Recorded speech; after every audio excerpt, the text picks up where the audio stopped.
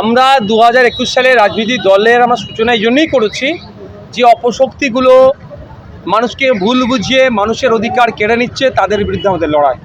এই লড়াইয়ে আমরা মূল প্রতিপক্ষ বিজেপি তৃণমূলকে আমরা মনে করি এই মুহূর্তে। কারণ বিজেপি তৃণমূল যেভাবে কেউ ধর্মের রাজনীতি করে, কেউ বর্ণের রাজনীতি করে, কেউ ভয়ের রাজনীতি করে মানুষের ভোটটা নিচ্ছে, মানুষের যে অধিকার তাদের দিচ্ছে না, তার বিরুদ্ধে আমাদের লড়াই। তাই এই জনগণের কাছে আমি অ্যাপিল করছি, আমরা যেখানে যেখানে খামচিহ্ন আমরা দিয়েছি ইন্ডিয়ান সেকুলার ফ্রন্টের পক্ষ থেকে 17 জায়গায় এবং একটা উপনির্বাচন, এই 18 জায়গায় খামচিহ্নের পক্ষে ভোট দিয়ে তাদেরকে বিপুল ভোটে জয়যুক্ত করুন।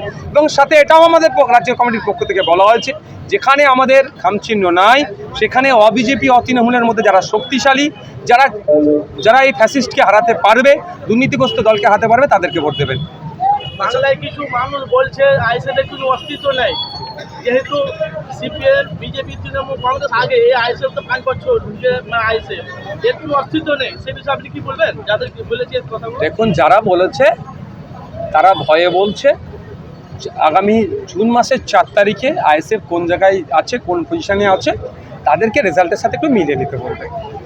আচ্ছা, গত বিধানসভায় আপনাদের সঙ্গে জোট হয়েছিল, মানে সংযুক্ত মোর্চা, আর হঠাৎ করে আইএসএফ অনেকে বলছে যে সেই গ্রহণযোগ্যতা নেই যে আইএসএফ একটা এমপি সিট জিতে যাবে, বা তারা ভোট কাটোয়া হিসাবে এক প্রকারের বিজেপিকে সাহায্য করছে, এইটা কি বলবে? ভোট শেষ, জোট শেষ, লেফটের পক্ষ থেকে এক বড় নেতা বলেছিলেন আমরা জোট ভাঙিনি, তারা জোটটা ভেঙেছে।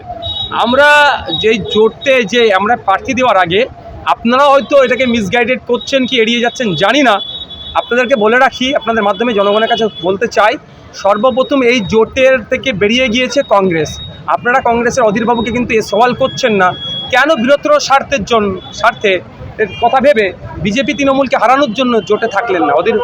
অধীরবাবু সর্বপ্রথম বেরিয়েছে, তারপরে আমরা লেফট ফ্রন্টের সাথে আলোচনা করেছিলাম, 14 থেকে আমরা শুরু করতে চেয়েছিলাম, শুরুও করেছিলাম, কমতে কমতে সাথে এসে দাঁড়িয়েছি। লেফট ফ্রন্ট আমাদের সাথে যে আচরণ করেছে আমাদের সেটা ব্যথিত। আমরা দেখেছি আমাদের আত্মসম্মানে আঘাত লেগেছে, আমাদেরকে দেয়ালে পিঠ ঠেকিয়ে দিয়েছে। ঠিক তৃণমূলের মতো বিজেপি এসে যাবে বলে তৃণমূলকে ভোট দাও, যেভাবে বাংলার ভোটারদেরকে তারা এক প্রকার ওয়ান টাইপ অফ কী বলো ওটাকে ভয় দেখিয়ে প্রেসার পলিটিক্স করা, ঠিক আমাদেরও সিটের জন্য লেফট ফ্রন্ট আমাদেরকে প্রেসার পলিটিক্স করে আমাদের সিট সংখ্যা কমাতে চেয়েছিল, 3-4-এ দাঁড় করাতে ছিল। ফলে আমরা আমাদের আলাদাভাবেই লড়াই করছি। এই প্রশ্ন তো আমাদের আপনাদেরকে লেফট ফ্রন্টে করা দরকার, যে আইএসএফের একটা সিট থাকার পর আইএসএফ আপনাদের সাথে জোটে এগিয়ে যাওয়ার ফলে আপনারা কেন করলেন না? আর ভোট কাটুয়া, দেখুন ব্যাপারটা হচ্ছে এটা বারবার দেখে দেওয়া হয়। অসমের আজমল সাহেবকে ভোট কাটুয়া বলে দেখে দেওয়া হয়, কিন্তু অসমে আজমল সাহেবের লড়াইটা দেখুন, কংগ্রেসের থেকে বেশি লড়াই ওখানে দিচ্ছে। বিভিন্ন রাজ্যে দেখুন, সবসময় যারা পিছিয়ে বর্গের পক্ষ থেকে রাজনীতি করতে আসে তাদেরকে দেখে দেওয়ার জন্য এই কথা বলা হয়। দিনের শেষে মানুষ শেষ কথা বলবে।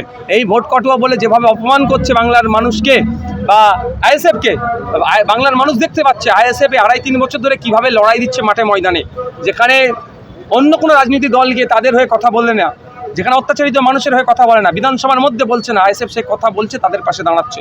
বাংলার মানুষ জবাব দেবে যারা আমাদেরকে এই ধরনের হীন আক্রমণ করছে। আপনাদের কি